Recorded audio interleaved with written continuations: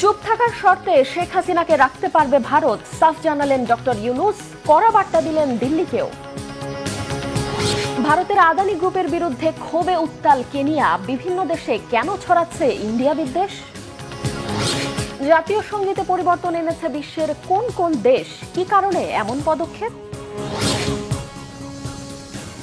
আসসালামু আলাইকুম, দেখছিলেন বাংলাভিশন ওয়ার্ল্ড নিউজ হেডলাইন। চুপ থাকার শর্তে শেখ হাসিনাকে ধরে রাখতে পারবে ভারত, এবার সাফ জানিয়ে দিলেন বাংলাদেশের অন্তর্বর্তীকালীন সরকারের প্রধান উপদেষ্টা ডক্টর মোহাম্মদ ইউনূস। ভারতীয় সংবাদ মাধ্যম পিটিআইকে দেয়া এক সাক্ষাৎকারে শেখ হাসিনা ও তার মিত্র দেশ ভারতকে এই কড়া বার্তা দিলেন তিনি। দুই দেশের মধ্যে অস্বস্তি এড়াতে শেখ হাসিনাকে ভারতে বসে রাজনৈতিক মন্তব্য করা থেকে বিরত থাকারও পরামর্শ দেন ডক্টর ইউনূস। বলেন, এ ধরনের আচরণ অবন্ধু সুলভ।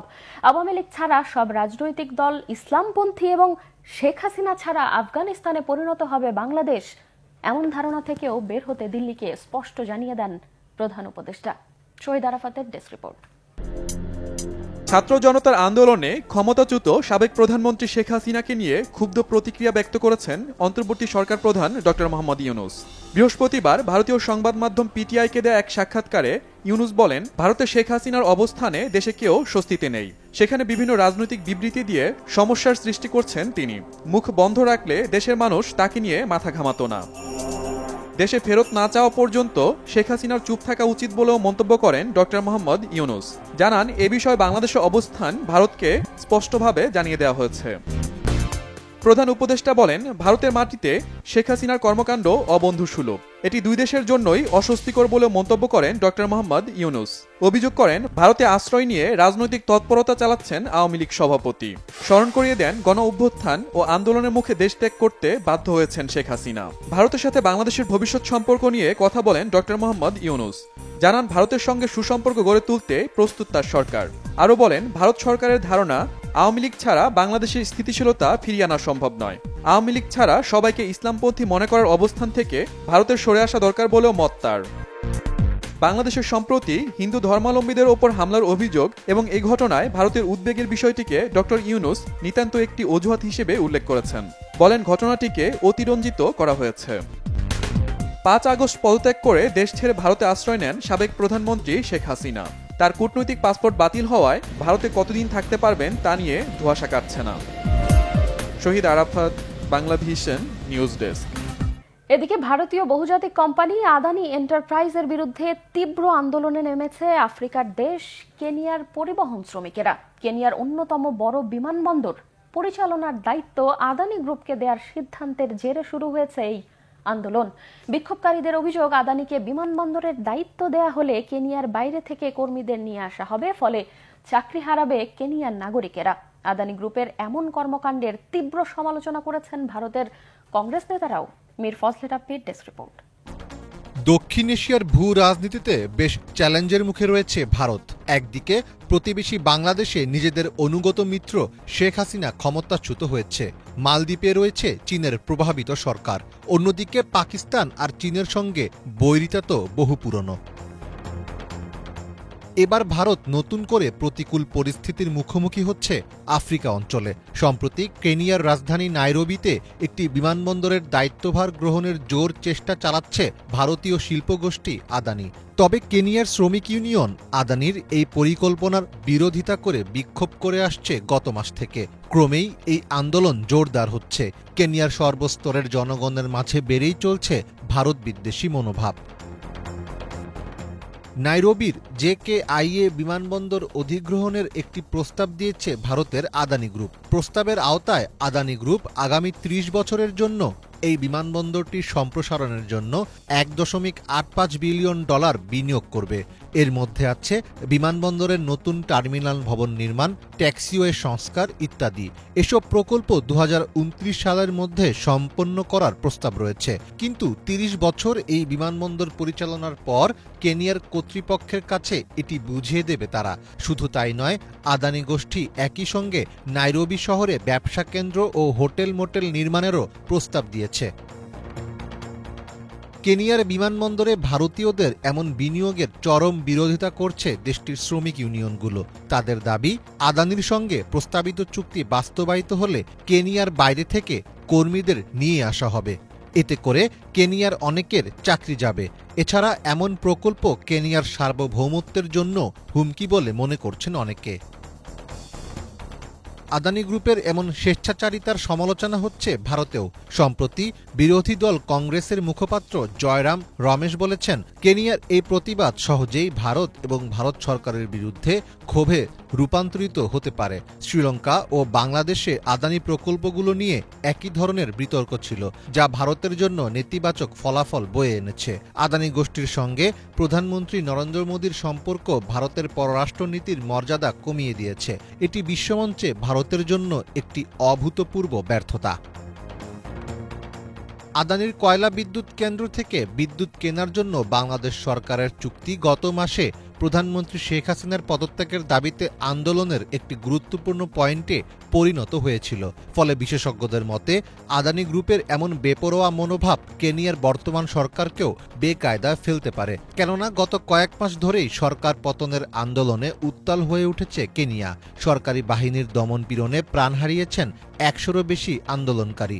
এমন পরিস্থিতিতে আদানি ও ভারত ইস্যু কেনিয়ার ভবিষ্যৎকে কোন দিকে নিয়ে যাবে তা হয়তো সময়ই বলে দেবে। মীর ফজলে রাব্বি, বাংলা ভিশন। ভারতের পশ্চিমবঙ্গের কলকাতার আর.জি. কর মেডিকেল কলেজ হাসপাতালে চিকিৎসককে ধর্ষণ ও হত্যা মামলায় সুপ্রিম কোর্টের শুনানি পেছানোয় হতাশা প্রকাশ করেছে রাজপথে আন্দোলনরত বিক্ষুব্ধরা। কার্যতালিকা অনুযায়ী বৃহস্পতিবার আলোচিত এই মামলায় শুনানির কথা ছিল, কিন্তু বুধবার সুপ্রিম কোর্টের ২ দফা বিবৃতিতে জানানো হয় প্রধান বিচারপতি ডিওয়াই চন্দ্রচূড়ের বেঞ্চ বৃহস্পতিবার বসবে না। মামলার শুনানি ১০ সেপ্টেম্বর পর্যন্ত পেছানো হয়েছে। বিষয়টিকে ভালোভাবে নিচ্ছেন না বলে জানিয়েছেন আন্দোলনে থাকা জুনিয়র চিকিৎসকেরা। হত্যাকাণ্ডের প্রায় ১ মাস পেরিয়ে গেলেও তদন্ত ও বিচার নিয়ে তালবাহানার অভিযোগে বুধবার দ্বিতীয় দফায় রাত দখল কর্মসূচি পালন করা হয় কলকাতা, বাসারাত সহ বিভিন্ন শহরে। রাজপথ থেকে অলিগলিতে মিছিল আর আলোক প্রজ্বলন আয়োজনে সামিল হন চিকিৎসক, শিক্ষক, শিক্ষার্থী, বিনোদন কর্মী, গৃহিণী সহ বিভিন্ন শ্রেণী পেশার মানুষ। তবে এসব মিছিলে নারীদের লক্ষ্য করে কটূক্তি, মারধর আর স্লোগান মুছে ফেলার মতো বিচ্ছিন্ন কিছু ঘটনাও ঘটেছে। এমন অবস্থায় পুলিশের বিরুদ্ধে চরম অসহযোগিতার অভিযোগ তুলেছেন হত্যার শিকার চিকিৎসকের মা বাবা আর চাচি। তারা জানিয়েছেন, মৃতদেহ দ্রুত দাহ করাই শুধু নয়, হাসপাতালের তৎকালীন অধ্যক্ষ সন্দীপ ঘোষের সাথে দেখা করে সমঝোতার জন্য চাপ দিয়েছে পুলিশ। এবার ফিলিস্তিনের পশ্চিম তীরে এক কিশোরকে নৃশংস কায়দায় হত্যার অভিযোগ উঠেছে বর্বর ইসরায়েলি বাহিনীর বিরুদ্ধে। এদিকে বারবার চাপ দেওয়ার পরও ইসরায়েল ও হামাস যুদ্ধবিরতি চুক্তিতে রাজি না হওয়ায় হতাশা প্রকাশ করেছে জাতিসংঘের নিরাপত্তা পরিষদ। টানা দ্বিতীয় সপ্তাহের মতো বুধবার পশ্চিম তীরের জেনিন, তুলকারেম এবং তুবাসে ঘরে ঘরে তল্লাশি চালায় ইসরায়েলি বাহিনী। তুবাসের ফার শরণার্থী শিবিরের ভেতরে ১৬ বছরের এক কিশোরকে গুলি করার পর গুরুতর আহত দেহটিকে বুলডোজার দিয়ে টেনে বাইরে নিয়ে আসে ইসরায়েলি সেনারা। উদ্ধার করতে যাওয়া অ্যাম্বুলেন্স ও স্বাস্থ্যসেবা কর্মীদের আটকে রেখে মৃত্যু নিশ্চিত করা হয়। সেনাদের আঘাতে ক্ষতবিক্ষত ওই কিশোরের শরীর। এর আগে তুবাসে গুলিতে ঝাঁঝরা করা হয় গাড়িতে থাকা অন্তত ৫ ফিলিস্তিনি যুবককে। এই নিয়ে পশ্চিম তীরে এক সপ্তাহে অন্তত ৪০ জনকে হত্যা করল ইসরায়েলি সেনারা। বুধবার গাজায় অন্তত ১৮ জনকে হত্যা করেছে ইসরায়েলি বাহিনী। হামলা হয়েছে নিরাপদ ঘোষিত গাজার আল মাওয়াসি এলাকায়ও। এই নিয়ে টানা ১১ মাসের বর্বর হামলায় অন্তত ৪০,৮৬১ জন ফিলিস্তিনিকে হত্যা করল দখলদারেরা। এদিকে গাজায় যুদ্ধবিরতি না হওয়ায় হতাশা প্রকাশ করা হয়েছে জাতিসংঘ সাধারণ পরিষদের বৈঠকে। এই পরিস্থিতির জন্য ইসরায়েল ও হামাসকে দায়ী করে পাল্টাপাল্টি দোষারোপের সংস্কৃতি থেকে সরে আসারও আহ্বান জানানো হয়েছে। যুক্তরাষ্ট্রের একটি স্কুলে বন্দুক হামলা চালিয়ে এবার হত্যা করা হলো শিক্ষক, শিক্ষার্থী সহ অন্তত ৪ জনকে। আহত হয়েছে ৯ জন। হতাহতদের পরিবারের প্রতি সমবেদনা জানিয়ে মার্কিন প্রেসিডেন্ট জো বাইডেন অভিযোগ করেছেন, কঠোর অস্ত্র নিয়ন্ত্রণ আইনের প্রধান বাধা রিপাবলিকান পার্টি। গেল ৮ মাসে যুক্তরাষ্ট্রের স্কুলে এটি ৪৫তম হামলা। স্থানীয় সময় বুধবার সকাল ১০টা ২৩ জর্জিয়ার ব্যারো কাউন্টির আপালাচি হাই স্কুলের ভেতরে এলোপাতারি গুলি শুরু হলে চরম আতঙ্ক ছড়িয়ে পড়ে। পুলিশ পদক্ষেপ নেওয়ার আগেই হতাহত হয় অন্তত ১৩ জন। নিহতদের মধ্যে ২ জন শিক্ষক ও 2 জন শিক্ষার্থীও রয়েছে। সন্দেহভাজন হামলাকারী ১৪ বছরের কিশোরকে আটকের পর পুলিশ জানিয়েছে, বুধবার 5টি স্কুলে হামলার হুমকি দেয়া হলেও এ ধরনের আর কোনো ঘটনা ঘটেনি। তার কাছ থেকে যুদ্ধক্ষেত্রে ব্যবহার উপযোগী AR-15 রাইফেল জব্দ করা হয়েছে। স্কুলে হামলার হুমকি দিয়ে অনলাইনে তৎপরতা চালানোর অভিযোগে এই কিশোরকে গেল বছর মেতে জিজ্ঞাসাবাদও করেছিল আইনশৃঙ্খলা বাহিনী। তাকে প্রাপ্তবয়স্ক ধরেই বিচার কার্যক্রম পরিচালনা হবে বলে জানিয়েছে তদন্ত কমিটি। নিন্দা জানিয়ে বিবৃতি দিয়েছে মার্কিন প্রেসিডেন্ট জো বাইডেন। অভিযোগ করেন, কঠোর অস্ত্র আইন প্রণয়নের পথে বারবার বাধা দেয়া বিরোধী দল রিপাবলিকান পার্টির নেতাদের এই বিষয়ে সোচ্চার হওয়া উচিত। বিশ্বের অনেক দেশেই জাতীয় সঙ্গীতের পরিবর্তন হয়েছিল নানা প্রেক্ষাপটে। লিঙ্গ বৈষম্য, ভাবমূর্তির পরিবর্তন সহ বিভিন্ন রাজনৈতিক বাস্তবতার কারণে অনেক দেশ তাদের জাতীয় সঙ্গীতে পরিবর্তন এনেছে। বিভিন্ন প্রেক্ষাপটে এসব পরিবর্তন প্রভাব ফেলেছে দেশের সামাজিক ও সাংস্কৃতিক জগতে। বিস্তারিত ডেস্ক রিপোর্টে। জাতীয় সঙ্গীত হচ্ছে একটি দেশের জাতীয় পরিচয় ও ঐতিহ্যের প্রতীক। তবে বিশ্বের অনেক দেশেই জাতীয় সঙ্গীত পরিবর্তন হয়েছিল নানা প্রেক্ষাপটে। লিঙ্গ বৈষম্য, ভাবমূর্তি পরিবর্তন সহ বিভিন্ন কারণে অনেক দেশ তাদের জাতীয় সঙ্গীতে পরিবর্তন এনেছে। এমন পরিবর্তনগুলো সাধারণত জাতীয় উন্নতি বা নতুন রাজনৈতিক বাস্তবতার কারণে হয়ে থাকে। বিশ্বের বেশ কিছু দেশ বিভিন্ন কারণে তাদের জাতীয় সঙ্গীতে পরিবর্তন এনেছে। যে তালিকায় রয়েছে উন্নত অনেক দেশের পাশাপাশি তৃতীয় বিশ্বের দেশও। বিভিন্ন প্রেক্ষাপটে এসব পরিবর্তন প্রভাব ফেলেছে দেশগুলোর সামাজিক ও সাংস্কৃতিক জগতে। 2008 সালে নেপালে আনুষ্ঠানিকভাবে রাজতন্ত্র বিলুপ্ত হয়। 1962 সালে গ্রহণ করা নেপালের আগের জাতীয় সঙ্গীতে রাজতন্ত্রের প্রশংসা ছিল, তাই এতে পরিবর্তন আনা হয়। নতুন একটি গানকে জাতীয় সঙ্গীতের স্বীকৃতি দেওয়া হয়। বেশ কয়েকবার জাতীয় সঙ্গীতে পরিবর্তন আনা হয় আফগানিস্তানে। তালেবান শাসনামলে আফগানিস্তানে কোনো জাতীয় সঙ্গীত ছিল না। পরে 2002 সালে পুরনো জাতীয় সঙ্গীতকে ফিরিয়ে আনা হয়েছিল। 2006 সালে তৎকালীন কারজাই সরকার সবকিছু নতুন করে শুরু করতে জাতীয় সঙ্গীতও পরিবর্তন করে। এই তালিকায় রয়েছে রাশিয়াও। ভ্লাদিমির পুতিন 2000 সালে রুশ প্রেসিডেন্ট হিসেবে দায়িত্ব নেওয়ার পর 1990 সালের আগে ব্যবহৃত জাতীয় সঙ্গীত ফিরিয়ে আনেন। তবে গানের কথায় কিছুটা পরিবর্তন আনা হয়। জাতীয় সঙ্গীতে লিঙ্গ সমতা আনার জন্য পরিবর্তনের পরিকল্পনা চলছে জার্মানিতেও। সঙ্গীতের যে অংশে ফাটারল্যান্ড অর্থাৎ পিতৃভূমি বলা হচ্ছে, সেখানে হাইমাট অর্থাৎ জন্মভূমি লেখার প্রস্তাব দেওয়া হয়েছে।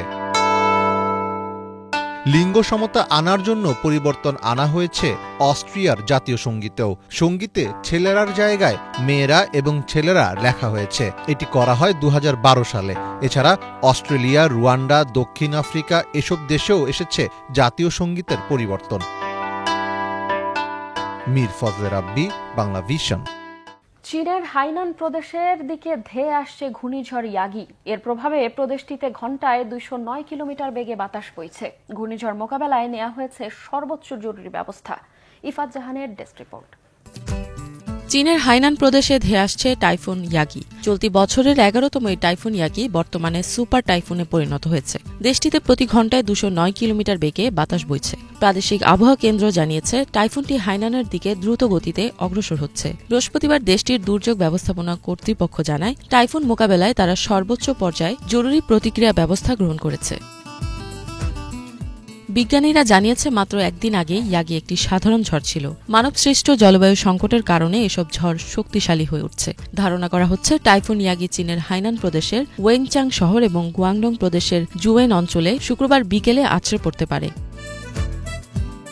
হাইনানের প্রাদেশিক সরকার জানিয়েছে, মধ্যরাত থেকেই অঞ্চলটিতে আন্তনগর বাস পরিষেবা স্থগিত রাখা হয়েছে। এছাড়া বৃহস্পতিবার সন্ধ্যা 6টা থেকে দেশটিতে ট্রেন পরিষেবা স্থগিত রাখার ঘোষণা দেওয়া হয়। স্থানীয় সময় রাত 8টার পরের ফ্লাইটগুলো শুক্রবার মধ্যরাত পর্যন্ত বাতিল করা হবে।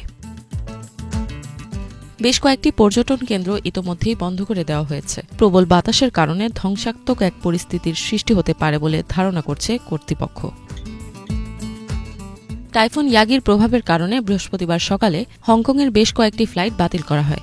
অঞ্চলটিতে দিনের পর বড় একটি ঝড় হতে পারে বলে সতর্ক করেছে স্থানীয় পর্যবেক্ষণ কেন্দ্র। টাইফুনের প্রভাবে সপ্তাহের শুরুতেই ফিলিপাইনের সারা দেশব্যাপী ভারী বৃষ্টিপাত হয়। এতে অন্তত 13 জন প্রাণ হারান। ইফাত জাহান, বাংলা ভিশন। আফ্রিকা মহাদেশের খাদ্য সংকট কমাতে গুরুত্বপূর্ণ ভূমিকা রাখছে চীনের হাইব্রিড প্রজাতির ধান। সম্প্রতি বছরগুলোতে নাইজেরিয়া, কেনিয়া, মোজাম্বিক সহ আফ্রিকার 20টি দেশে এসব ধান চাষ করা হচ্ছে। এতে ওইসব দেশে বেড়েছে ধানের উৎপাদন, কমেছে চাল আমদানির উপর নির্ভরতাও। বেইজিং বলছে চীন ও আফ্রিকার মধ্যে বন্ধুত্বপূর্ণ সম্পর্ক জোরালো করতেই এমন পদক্ষেপ। হিজল জোবায়েরের ডেস্ক রিপোর্ট।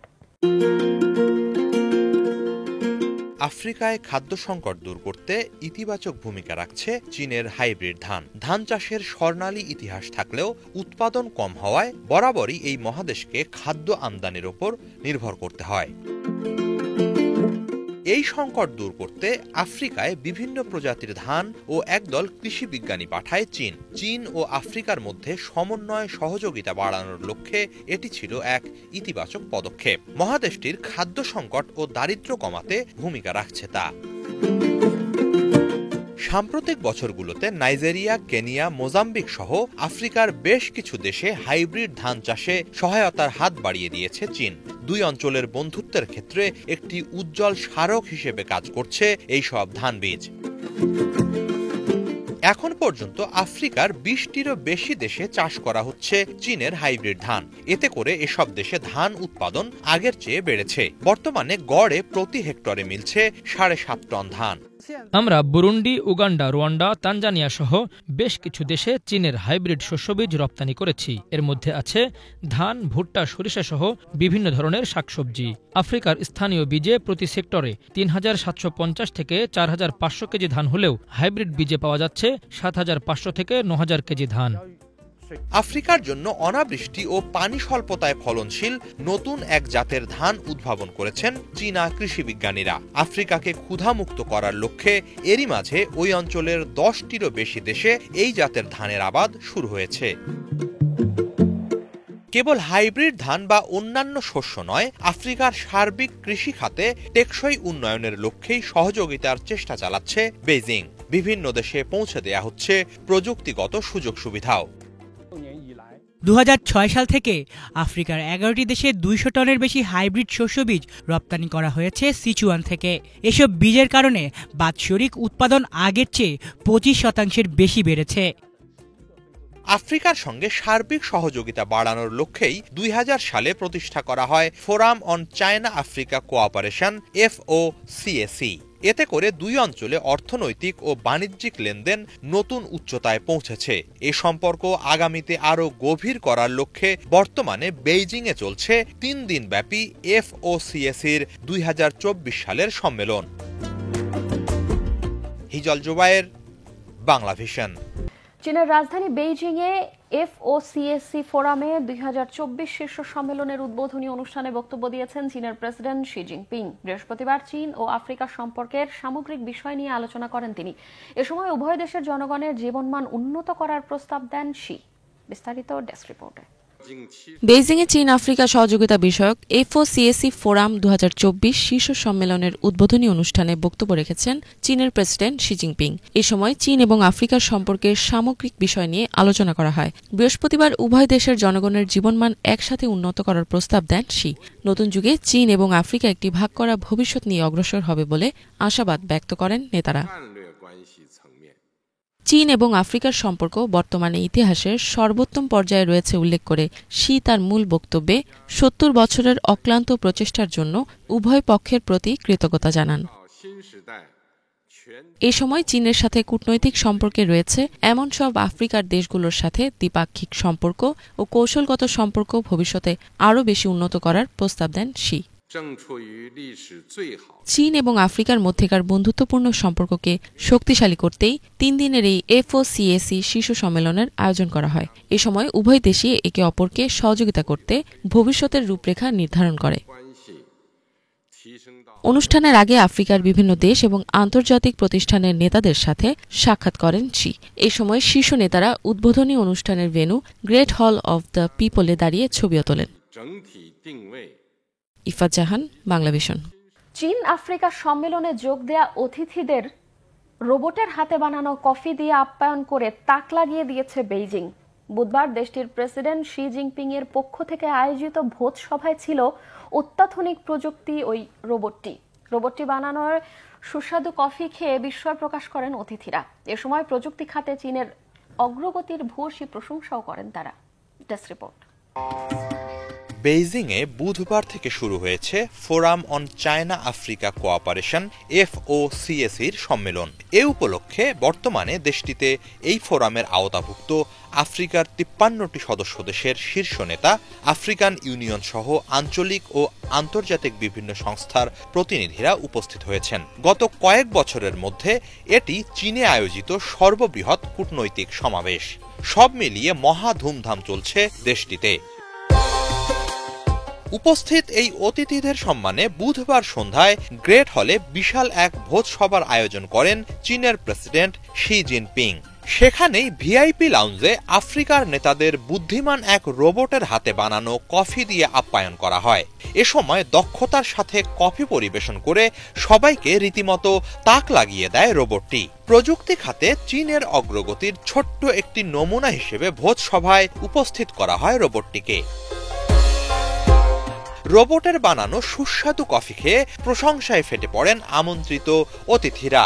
সাউথ আফ্রিকার প্রেসিডেন্ট সিরিল রামাফোসা বলেন, রোবট এতটা সুচারুভাবে কফি বানাচ্ছে, এটি অবিশ্বাস্য। মোজাম্বিকের প্রেসিডেন্ট ফিলিপি নাইউসি, মালাউইর প্রেসিডেন্ট লেজারাস চাকেরা, মিশরের প্রধানমন্ত্রী মোস্তফা মাদবুলিও রোবটের পরিবেশন করা কফির উচ্ছ্বসিত প্রশংসা করেন। টানা 15 বছর ধরে আফ্রিকার সর্ববৃহৎ বাণিজ্যিক অংশীদার চীন। আগামীতে এই লেনদেন আরও বাড়ানোর লক্ষ্যে আয়োজন করা হয়েছে এবারের চায়না আফ্রিকা সম্মেলন। হিজল জুবায়ের, বাংলা ভিশন। এই ছিল আজকের মতো, সাথে থাকায় ধন্যবাদ।